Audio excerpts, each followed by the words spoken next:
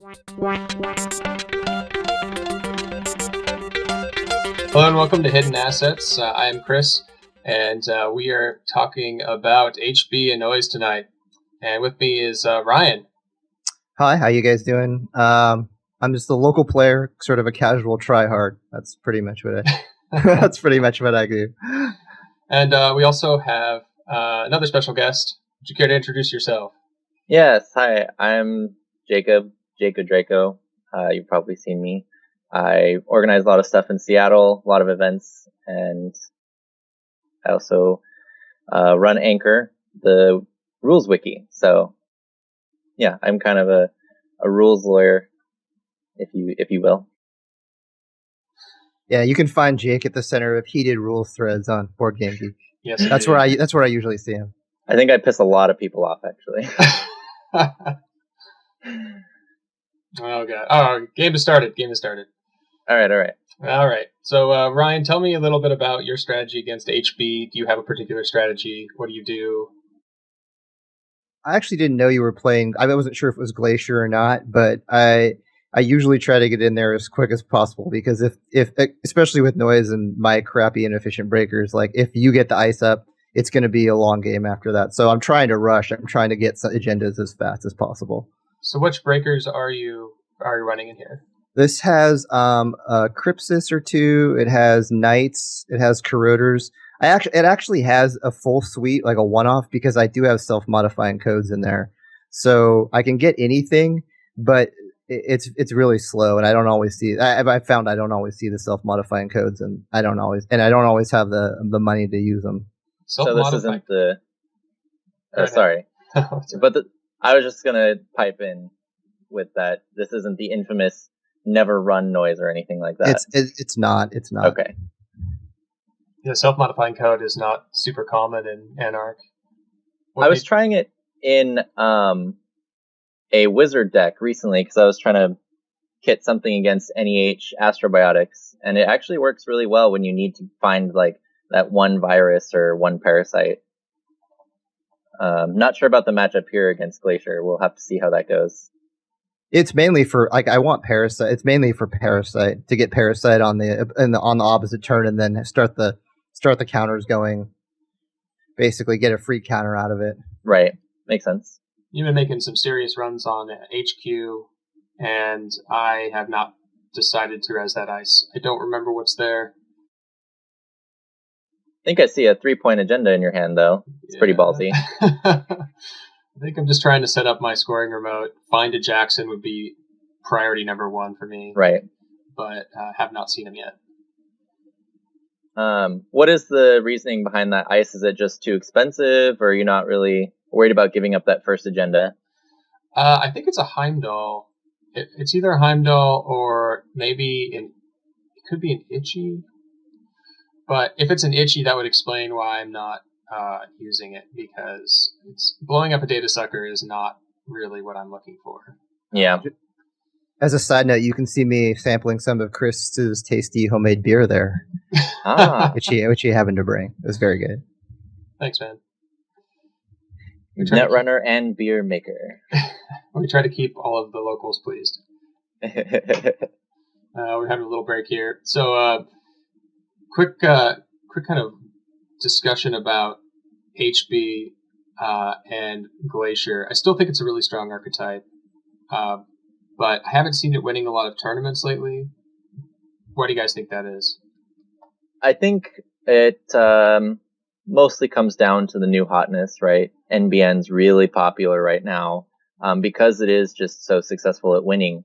But actually, locally, I've seen a lot of success with HB still, especially if you go all in on asset economy, because the runner just can't keep up with trashing it all. And if they do, then they're just so poor that you can usually just get the win by either brain damage or scoring the points, especially if you have a good assortment of ice. One of the problems I see a lot with Glacier is, people going with too many high strength ice, too much high cost, assuming that they'll be able to res it all. And I think Eliza's toolbox will kind of offset that. I've been messing around with that. And actually, Patrick won, well, basically almost won. No offense to James, who did win eventually the store championship at what was that, Card Kingdom, with something we've been working on that goes all in on the assets, and it actually works really well because the runner just can't keep up. Interesting. In HB. Yeah. Oh, have to share your secrets. The trick is it has about 12 economy assets, and Wow. so you have enough servers going that eventually they just stop ignoring your pad campaigns and eves, and you have enough money to res the big scary things. My version was running Corp Troubleshooter to rely on the kill, which was not super consistent, but Patrick ended up splashing in enough Sands to get the fast advanced remote going, and that also has a really high trash cost. So I think it really centers around more of a denial strategy, but it allows you to have enough money to, res the big ice and do the glacier as well if you need to. Kind of flexibility that allows. So I finally installed my remote, and I'm pretty sure that was a Jackson. My goal here is kind of, first of all, just to see if you're going to run. That might be just a pretty cheap end the run ice. Could be something big, but likelihood is it's just an ETR. I think I'm probably frustrated here because you haven't res much dice. I want you to spend, and you're not spending. Yeah, I tend to be really greedy with that. I tend to sit on like a couple, maybe one agenda in my hand, and I probably won't res unless I have two. Like, I'll just play the gamble. Like, you have 1 in 5 chance of grabbing it. Right. It makes you have to run more often, and I'm okay with that. So hit a Caduceus on R&D. I'm not happy about that. I'm never happy to see that. So what's your game here? Are you just looking to snipe off that Eli? I'm just looking to kill the Eli, and I want you to res ice. Like, I need you to spend. If you don't spend, I need to know what the stuff is. Otherwise, there's no way. I don't like you having res dice. Like, I want to know what I want to know what it is, and I want to parasite it. That's really what my thinking is there. I want more res so I can parasite more. It makes it a little bit stressful, right? You don't know where the big ice are. I'm only resing the 3-cost ice. Yeah. But you do pay through the Caduceus, and you kill the Eli, and you see a card, and boom. Yeah, that's the new agenda. The shards. You're one copy of it. Eden Fragment, I believe. Is that right? Looks like it. It's a great card. I think it's one of the best fragments so far, until the next set when Hades Fragment comes out. But yeah, just to go back to the previous point about why you don't see HB as much is I think replicating is also really strong. So I think the former Glacier players they're sort of divided between HB and replicating, and I think Future Perfect is strictly the best 3-pointer in the game, and HB doesn't get to run that. So in terms of Glacier, I think that has swung a lot of people that used to play HB over to replicating. That's a really good point, actually, because the one thing about the HB Glacier, especially the more asset-heavy economy one that I was talking about earlier, but like Red, which is very reminiscent of the Red Codes Glacier style, just it doesn't have the click, the click tax that RP does. And now that deck can be faster than it used to be, although it is still pretty slow. Yeah. But now that it can be fast enough to be competitive, like, it's a lot easier, more interesting to play that, especially when you have cards like Caprice Nisei and stuff. Right. It's really frustrating to play against that, especially if they're using. I ran into it twice at the Card Kingdom tournament. They're using enhanced login, and I think it's really gross. You just feel defeated as the runner as soon as it comes out. Yeah, isn't that what they're calling it? The Soul Grinder or whatever. Yeah, Chuck likes to call it the Soul Crusher, and Anthony likes to call it the Soul. It's gross. Whoever decided these names is gross too. Yeah. So we're okay. I've got another remote there. Why would I do that? I'm trying to think about why would I build another remote. I think I just wanted to see how long I can get Jackson up, and that shown interns. That might actually be the ice in front of Jackson, fairly porous, and it's just sort of a bluff. If you run Jackson, I might not even use. I might not even res that ice. Like, Right, so you can keep it for later, you mean? yeah, exactly. And the other one, I think, might be what I'm trying to set up as a scoring server. Mm-hmm. I'm not exactly sure how to play against noise with HB, because I feel that it's very much luck based whether he actually mills the agendas or not for HB. I don't feel like I have a lot of control over it. I don't have any safeguards like Future Perfect or anything like that. And I think you even did mill, looks like, 2 agendas at least in archives, which is that's where they are. pretty rough. Yeah. The one nice thing though about playing HB is against noise is you do also have Project Vitruvius to fall back on. Do you find that you ever get to over advance that and get some counters for that? I think I run 1 Vitruvius in this deck. I don't know, not so much. The density of agendas is very low. It's runs 3 3-pointers, 2 NAPDs, 3 ABTs, and I think that's it. See, that's okay. There's one of it right there. then there's something else. And one. No, I think 1 Vitruvius and then 1 extra. What is it? Pet Project. Okay. So why, just out of curiosity, why the ABT over another Vitruvius? This has a higher also ice density than usual HB decks. I think I have 21 or 22 ice in there, something like that. All right. And it hits the beta tests more consistently, although it's still a little bit. Yeah. It's a gamble. Although against any other opponent too, you can kind of hope for Jackson to save you on those. An interesting thing I noticed about playing against noise, not as all corps, is you actually might want to keep agenda heavy hands because it's the safest place in a lot of respects for your agendas. I noticed that if you keep a couple hands you'd normally throw away against other runners, like Criminal, for example, you can keep against noise because you actually want to rush him because he sort of has inevitability on his side too, because eventually he will win. Yeah. So you want to try to rush him a little bit. All right, so I score an ABT off of that 1 remote. The other one might actually be an Adonis or Neve, or even another Jackson. I'm not sure, but I think I hit 1 ice, and I do put a Jackson in front of, a Victor in front of Archives, which is pretty good. And looks like you got 2. Got 2. Yeah, that's pretty good. It's not bad. That's a solid ABT, and it looks like you threw away an Ash, so not even that bad of a. Yeah, I think I've still got that interns in hand, so I can always get it back if I need it. Exactly. That was pretty good. I'm always sad about that. Like, I've seen any successful ABTs, it's always sad times. I'm not seeing Pawnshop either, which because I'm running self-modifying codes, I actually only have 2 Pawnshops, so that's probably a flaw with the deck. Are you running any kind of draw acceleration? You know what? I still have Wyldside. That's okay. It. Mm-hmm. You will be when Inject comes out. Yeah. Exactly. Which is supposedly next week, so that's right. Pretty cool.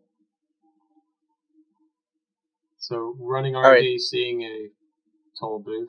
Yeah, I'm sad about that too. I know I don't really have a great answer for toll booth, so I know that I don't really want to see you ever res that. Are you not running Yogg? Because Yogg's a pretty good answer. I do have Yogg, but again, like I haven't seen any self-modifying codes yet, and that's what I'm looking for. Like I'm not seeing anything. The Pawnshops or the self-modifying codes. I do see. Go ahead, sorry. I was about to point out the Keyhole in his hand. So was I. So there you go. Was that run on R&D just basically reconnaissance then? Yeah. He's not resing anything, and I'm trying to we're back to me trying to get him to res stuff, and he's not playing along. He's just gambling. I'm surprised because he's gambling. I mean, he knows his agenda density. Exactly. Excuse me. I think that's kind of working in his favor here. Yeah, he's wasted a lot of my clicks. Yeah. And it's obviously helpful against the mills as well, because you can kind of know a lot more for sure whether or not it's time to protect archives or R&D. So the Keyhole is actually a direct response to the last tournament I played in when I had I didn't see my dirty laundries, or I didn't have dirty laundries in the deck, and I had no way to run with the enhanced login protocol out. So I stuck Keyhole in instead of medium because it would give you the ability to make a run without falling victim to the login protocol. So I decided that I was going to hold off on the hedge fund this turn, and I think the reason was I don't think I actually had 5 credits. That might have been a mistake. It's really easy to go like hedge fund back up to 9. Oops, I only have 4 credits. So I think I went and installed a card in the root of HQ, and I like to play Crisium Grid in this deck as sort of a test. I'm not sure it's the best card, but it's sort of my rogue build here. It has been pretty good. Any thoughts on Crisium Grid, you guys? I played against sort of a experimental Crisium Grid deck the other day. Was running it in Tenon, and obviously those guys have some really interesting synergy together, but often end up not really doing a whole lot for him. It allowed him to threaten 3 credits as Jinteki, which is nice because 4 is usually the sweet spot for Jinteki. But being able to threaten 3, because I knew he had the Crisium, was actually pretty interesting, albeit not very powerful. Because usually, and maybe it was just a matchup of playing Criminal, but I had enough money to run Trash Crisium and then run again, and it wasn't a big deal. Mm-hmm. I haven't seen it have too much impact in a game yet. I think it's a pretty decent card. I think it's probably gonna in a deck, maybe if you're able to run like a 54 card deck, sure, maybe. But I think in the 49 card decks, I think it's probably not going to make the cut when you're like, it's like the 50th card in your deck, right? Mm-hmm. Exactly. That's about where I'd see it right now so far, in my experience at least. Yeah. Seems like you are getting pretty lucky on your money, though. I mean, all 3 cash is pretty solid. Yeah, again, but with no pawn shop, it's nowhere near as good. It's just like it's dead. I mean, like I seeing him is great, but not being able to turn him into 3 more credits is pretty crippling right here. I think I have 3 dirty laundry too, and I haven't seen a single one, which is another. I don't know. I had a weird draw this game, I think. Yeah, I think so. It's like you're playing old poor noise, actually. Yeah, pretty much. Pretty much. Yeah, and those caches are only click for 2 basically in this standard setup, so yeah, they're really not that much help. But yeah, now, and I have a sort of love-hate relationship with Cyber Feeder, and so Cyber Feeder is out of the deck right now, so that's another reason why you're not seeing the little engine come online. Yeah. But there you go, spending some clicks on drawing finally, so maybe you'll start to see some stuff, hopefully. My problem was he was letting me have so many accesses that I didn't feel like I needed to draw. Like I kept getting accesses, so I didn't draw. Which it might have been, that alpha might have been a mistake. So was that part of the mind games, Chris? Was that on purpose? Sure. Right now, my biggest strategy would be just to draw up, get money. I was super poor for the last couple turns because I rezzed that. Yeah, I saw that. And that's not good. So yeah, that gets me into a really tough spot here where Ryan, you end up sniping another agenda off the top of R&D, and yeah, I actually thought I was pretty toast here. It still looks pretty bad. Yeah, at this point he's at match point unless he happens to get that one pet project. This is pretty funny, actually. But you're at least finally back. Oh. Sorry. I remember how this I don't remember what happens in a little bit here. That's why. Yeah, I find that happens sometimes though with Andy too, where they're letting you have so many accesses and you're not hitting, so you don't actually ever assemble what you need, and then like you lose because like you didn't actually look for anything that you needed because you didn't need it at the time. It's a weird like thing that happens in some games where like you're like, oh, they're letting me have all these accesses, especially on R&D, which, you know, on HQ, whatever, there might not be anything in there, but he's letting me have R&D accesses, which is something he doesn't control. So I'm just like, oh, well, if I'm going to keep taking the free accesses. So I mean, it worked out. Like I didn't look for what I needed. I probably should have been drawn like a madman looking for more tools to get in, but at the time I didn't need them. Yeah. Another solid example of why Masanori is such a useful card, because you can get rewarded with that digging by just making those runs. So now we have a enhanced login protocol. One of my favorite cards. I'm sad, and I feel good because I have Keyhole, but then again, like I don't have the money for it. Oh, that's true. Yeah, well, you just found Katie, so that's pretty good. Yeah, this is, as you can see, there's a lot of random stuff in this deck. Like, like I have a Katie. Like, who's running Katie and Noise anymore? I don't know. Nobody. Well, I mean, if you found that you just didn't have enough econ with the traditional setup, then it's not a bad idea. Katie's pretty reliable.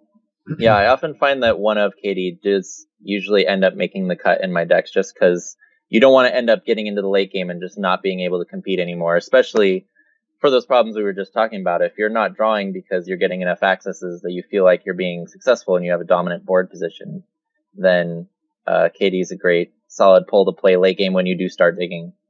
Yeah. Well, that's sort of the deceptive thing here, right? So like I'm getting the accesses, but my board position is bad. Like he has ice, and if he gets money, like he's going to be in a superior position. And I don't really recognize that fast enough. Like I need to look for breakers at some point, and he keeps letting me have the access, so I don't. So in a way, it's a really good play by Chris, and like sort of like having a really good board position and gambling with my accesses, so I don't actually set up. I don't actually try to set up my rig. It's sort of a higher level play to think about. I don't know. Well, I think so. I believe 2 agendas, possibly 3 in archives. That's why that Jackson is just sitting there. If you ran him, I would just use him right away. Like I have to save those. So that's 3 plus your 2. The one I've scored, the one I'm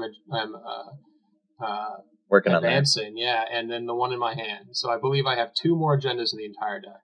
So the math says that one card at the top probably won't lose me the game. But I mean, again, that's gambling because I've just got so little money right now. I need to get back up, but I got some cards to do that with. So yeah, and you finally got your Adonis online, so that's right. And you've been floating right around 5 credits for the past like several turns.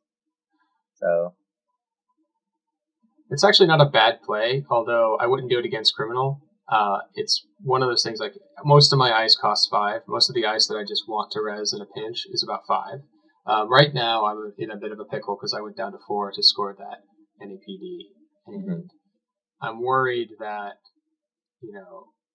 maybe a medium hits the table. That would be the worst possible thing right now.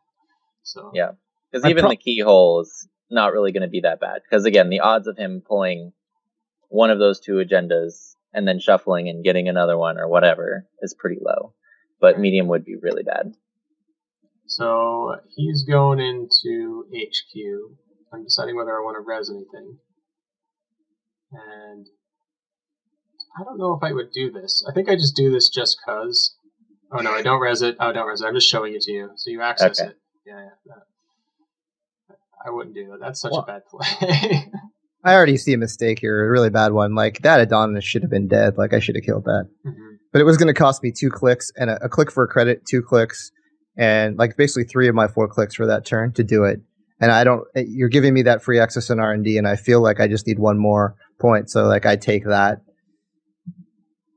Yeah, and just like an ADH, I'll just throw an asset out there and say, go ahead, you can trash it. If it gets going, great. If not, you've spent tons of clicks and money to get rid of it. So still one of the reasons why I love Adonis specifically, because the first res is just not as painful as most other. Well, the other thing too is I have 3 imps in the deck and I missed all 3. Like I didn't see any of them. So again, that's one of those things. Like I used to run Jin just for that, but I took the Jins out. So it's pretty experimental. There's a lot of, you can see I have Corroder in there. I have actual breakers. So a lot of that stuff that let me fetch viruses and I pay for them is gone. So that I probably need to revise the deck. I see a lot of power in your hand, though. You have Corroder, Mimic, Nerve Agent, Keyhole. Like, those are all pretty awesome cards right now. Like, although you don't know what what ice I have, so you're not sure which breaker to play. So Right. I think that actually was a kind of good play on my part, just keeping it low key, not really showing any of my. I'm also cards. pretty frustrated by the login protocol. Like in my head, I'm just like, oh man, like I want to have a current. I actually, the funny thing in there, I do have one net celebrity too, and I didn't see that either. Interesting. So the one thing I am curious about, Ryan, is at this point you've seen quite a fair bit of influence on the other side, and he has only really had 5 or so credits this entire time. So what kind of ice are you kind of looking out for, hoping not to run into, or at least find, so you can install the right breaker? I actually don't care. I just want him to actually res it, but he hasn't done it the entire, like the ice. Look at the ice on R&D; it's still unresed, and he knows the agenda density. And I see that's something I didn't really consider. So he like I'm waiting for him to see what that ice is before I put the keyhole down. Because if I put the keyhole down and it's something I can't, I mean, it would be a waste if I can't actually get through there.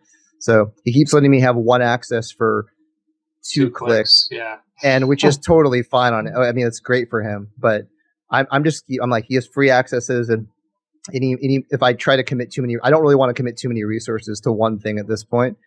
I get sort of wishy-washy, and it's going to cost me, I think. I also don't think there was that many cards in archive, so I think my mills just happened to hit agendas that was like sort of, they hit the I guess it was the right thing. I don't know. I usually check when there's 5, and I don't think for the most of the game there was more than 3 or 4 in there. So I'm waiting for there to be a lot in there before I get rid of Jackson and go check.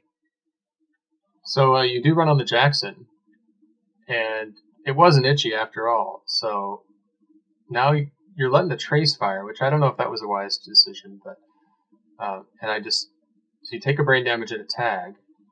Is that right? Because you really want to trash the Jackson, but then I don't let you trash the Jackson. Right. That's pretty brutal. Yeah, I probably would have just. Oh, I don't know what I would have done in that case. You only had 3 cash. Oh, it's so bad. It doesn't really look like he has the clicks to spare to break all the subroutines, though, especially because that login protocol. Yeah, that's right. Yeah, I feel like that swung the game. I actually make a misplay because I do have, well, you'll see at the end, my sort of last ditch effort to win this game. But I could have played that a little slyer, and you wouldn't have. Well, you'll see. I don't want to spoil it. Well, I say like my R&D is looking mighty thin though. Yeah. It's Noise doing his thing. See, I noticed that too, and if I was playing the Never Run Noise, I probably would have milled you out by now. Yeah, like, I think you would have. Yeah, I mean, that's a common problem with Glacier strategies, is you're sitting there building up long enough that you get through so much of your deck, and that didn't used to be a big issue, but now that Noise is making a huge comeback in a big way, it can get a little dicey. Are you running Fast Track in there, Chris? I'm not, no. I would be interested to see how one Fast Track played in there. I think that's a really, really good card for all corps now. Just a one-off. I've seen it in replicating to just go get the Nisei, and that it just seems like when the window's open, you can immediately go take advantage of it, which is, I think, pretty important. I think it'd be really good. Yeah, you should probably. Not sure what to take out. I'll have to take a look at the deck list, but yeah, I think it is a good idea.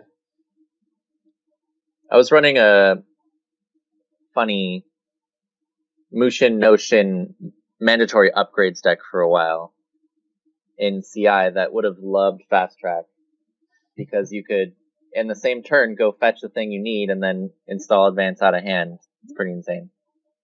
That's crazy. Oh, wait, but you'd go get the CI, but it wouldn't necessarily, or you would go get the mandatory upgrade, but it wouldn't necessarily be that when you notioned. No, I mean, you would go fetch the, after having scored the mandatory upgrades. Oh, okay, right. Which usually allows you to score another one, or you have a biotic labor or something. It's basically like playing NEH, but you have 4 clicks instead of 3. Right, so it looks like you're going back into R&D, and I'm seeing what I've got here. Basically, I'm just looking for a hard end the run ice at the moment. Yeah. I don't know what I know for a fact the login protocol is frustrating me to no end. It's a very tilty card. I don't want to spend any more money. I'd like to score that agenda over there. That would be nice.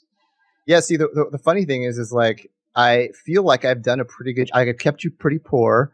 Like, you haven't had a lot of money the entire game, and I've gotten a ton of accesses. So, like, from the runner's perspective, I feel like I've done my job to an extent. But like, just not knowing. I mean, not realizing that you only have like one agenda left in your deck. You know, so I'm basically like, what is it? Maybe 10 cards left in there. So I have like a 10% chance to win. Right. At this point.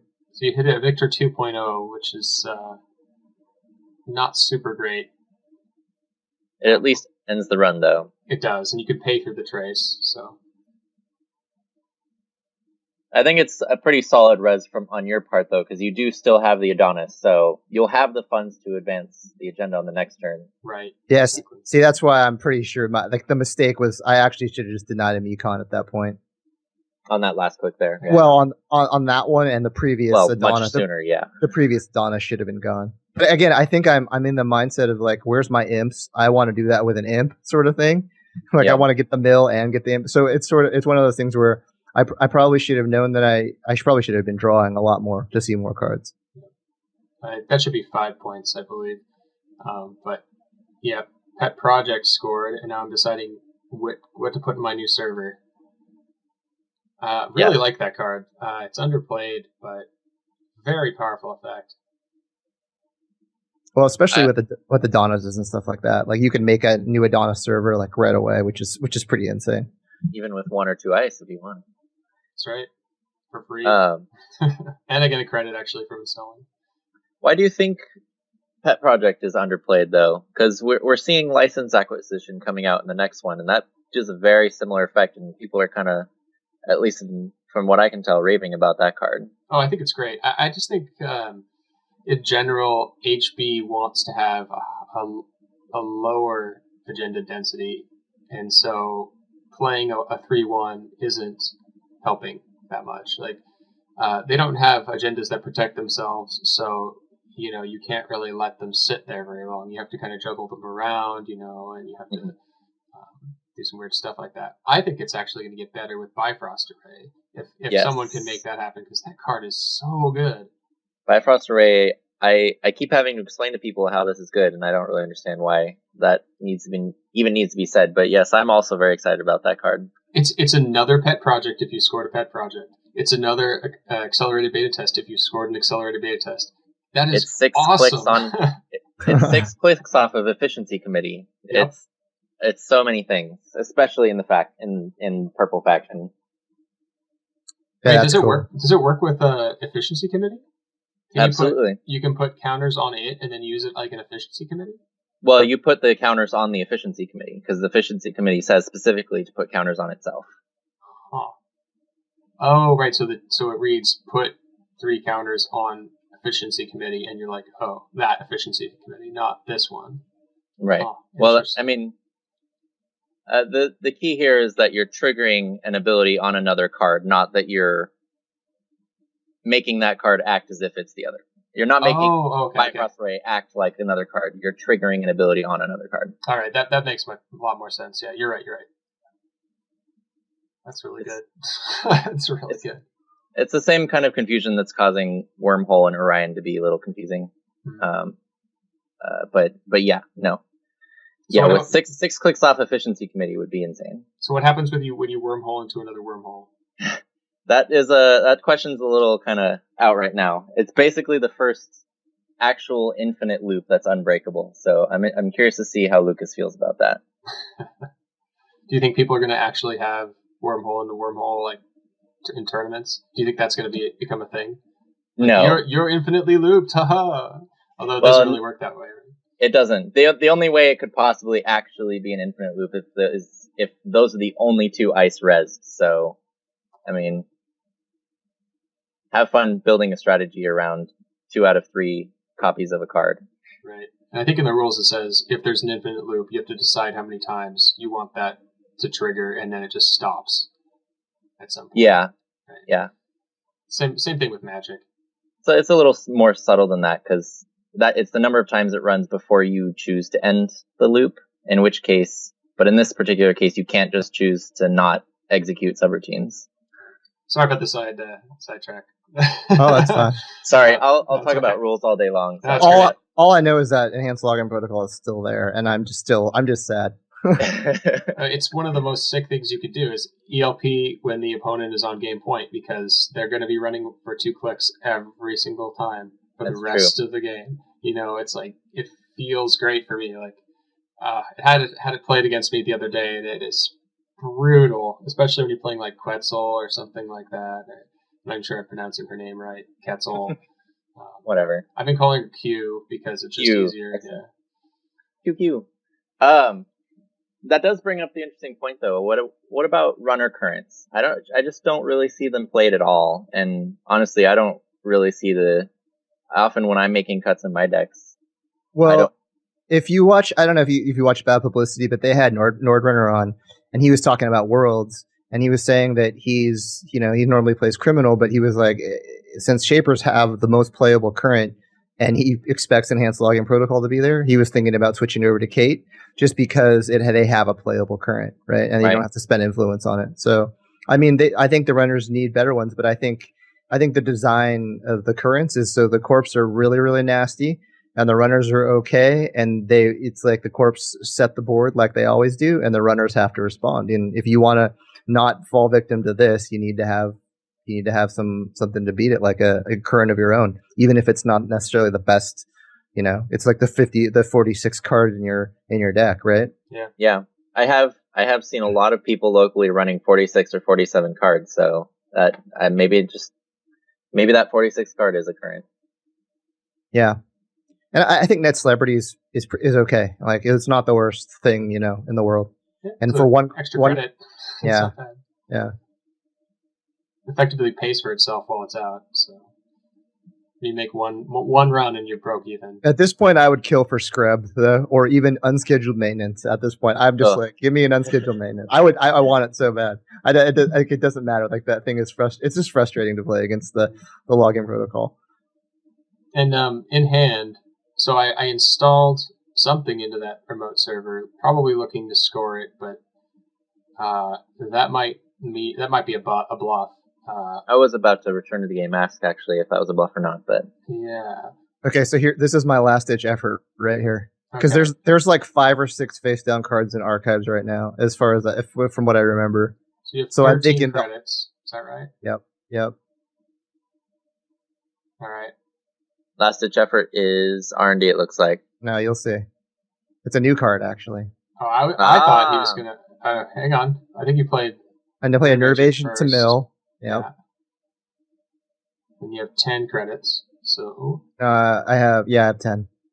Those red ones are 3. The green ones are. Oh yeah, the yellow one's 1. The yellow. Sorry. They look a little green on my screen. But yeah, so you're doing a little bit of math here, seeing what you can do. Because I don't think I can get into your remote without using all my money, and it's the login protocol really that's cost. Like, if I didn't, until that wasn't out, then it would be more realistic for me to actually try to make a run there, but I can't. Yeah. So I play the Nerve Agent. Cost all of your clicks just for the right to see the second ice. So yeah. All right, 7. Spend 7. Hades. There it is. Hades Shard. And I access everything, but there's nothing in there. Nothing in there. No. Oh, and man. That's GG, I assume. We will see.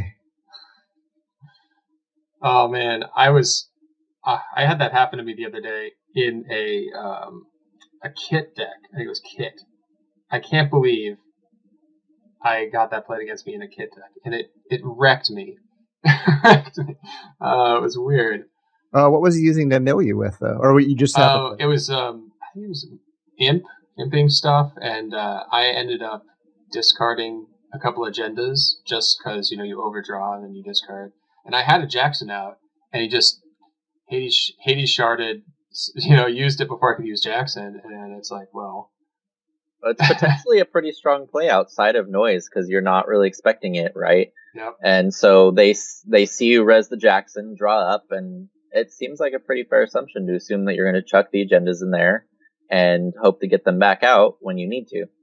Right. The other runner I think that gets a lot out of it is those Ian Keyhole builds, right? Yeah. So you Ian Keyhole and you have a ton of money, and then you just drop the 7 points into the archives, and then you install the Hades shard and win. Right there. Yeah. So that's the other deck I have it in actually right now. So I just meant that the surprise factor I think is definitely a strong play as well. Oh, right. Absolutely, yeah. All right, so we're sitting on, I'm assuming, the game-winning agenda there in that remote. Yeah. Is that correct? I'm sitting on sadness. That's what I'm sitting on. Well, I like to play mind games with remotes because I was actually sad that you didn't win the last round. I'm just like, we need to end this game because the login protocol is killing me. Well, so that was going to be my question: is if it is the game-winning agenda, why haven't you advanced it instead? You protect it with the ice. So, what was your thinking there? So here's the thing: if I advance it, he knows it's an agenda and he goes for it. Right. If I put it down, it might be an Eve. Okay, so that the game-winning agenda was in the far one, and I had a 3/2. I had no way of. I had to get those out of my hand because I believe the card in front of HQ was expensive, and if he ran HQ, he would have just sniped it right out of my hand. So I had to set up that remote and then just hope that he thinks it's a bluff, which it wasn't. But yeah, it was kind of a double bluff there because you had both agendas going. Yeah. Yeah, he had both agendas going, and I wasn't getting in either one regardless, even if I ran the Lotus Field. So I don't think I had a knight in my hand. And there I'm showing you the net celebrity, which I actually have in the deck. And I'm showing you the self-modifying codes, which I didn't see either of. Oh, that's so brutal, too, because they got sort of stuck together in the ordering. I hate when that happens. It happens to me all the time. I'll be honest, I can't feel sorry for Noise, because that's all that he makes the Corp do all the time. Yeah, no, I never really. I hate playing against Noise. I think it's a different game. It's not fun. Not fun sometimes. So what about the Noise going forward? What's that going to look like? Do you guys think? I'm actually not sure. I'm not a huge fan of the never run Noise. I just think that when you sit back that much, even though what you're doing is very powerful, that you let things like Near Earth Hub, you can't let them have, like, you can't not run against Near Earth Hub. Right. So I prefer a little bit a Noise that runs a little bit more. I don't know though. I mean, you see the never run Noise sort of winning thing. So, but I honestly think that's people not really prepared to, keep in a hand with agendas, and stuff like that. Stuff you have to make a quick sort of snap decision and be like, all right, I got to keep this hand that has agendas when I would normally mulligan. So it's stuff like that people aren't really prepared to do because they're so used to seeing criminal and being like, oh, I don't want these agendas in my hand, or, stuff like that. So I don't know. Honestly, I don't know what it's going to look like, but I'm not a fan of the never run Noise, like the deck. What about you, Jacob? I have a feeling it's actually going to get a lot worse as Corp facing against Noise very soon here, because every pack of Lunar, we're seeing the cards come out, and all of them are just like, whoa, that's really good for Noise. And eventually we're going to get to a point where Noise has so many good options that his builds, although centered around the strategy of milling, not running as often, getting all those agendas in one big Hail Mary, will have more ways to do that. So it'll kind of be like, it won't be as bad as CI, but you'll sit down against Noise and you won't really know what flavor of Noise you're playing against. If that kind of made any logical sense whatsoever. Yeah. So you think he's gonna get a little bit more diverse and see different strategies emerge? Yeah. Yeah. And I mean, especially because, you talk to people at FFG and they love Noise, so it definitely looks on purpose that they're trying to give him a buff. But I'm sure it will all sort of balance out as we move into, especially Order and Chaos, where we'll have more Anarchs to play with, and kind of the flavor of the month will wear off. Do you think that milling with Noise is the strongest thing you could do in Anarch right now? Honestly, I'm not really sure. I know that Heraklias, or I don't actually know how to pronounce that guy's name, has had a lot of success running against NEH specifically and other Astrobiotics and so on with Wizard and his shenanigans. Mm-hmm. So, and I feel like that, particularly because of its matchup against the really strong archetypes on the Corp side, kind of makes it a little bit better than Noise currently, but there's definitely no doubt that Noise is getting a lot of buffs this cycle.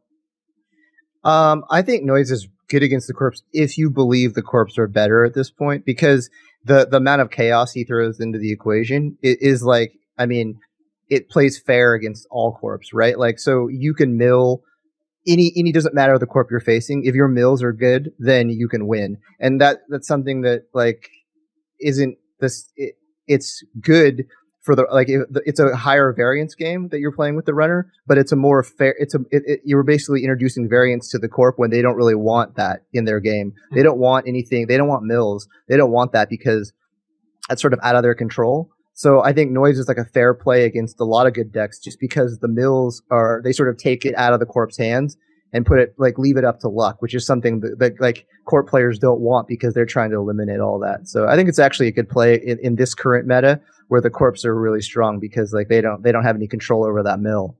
Yeah, as is often said of mill and making your opponent discard, like that's only bad if they have bad cards in their deck, right? So right. cards that they don't want. Cool. Well, we're going to wrap this up then. Thanks to Ryan, and thanks to Jacob. Awesome. Thanks for having me, Chris. Yeah, absolutely.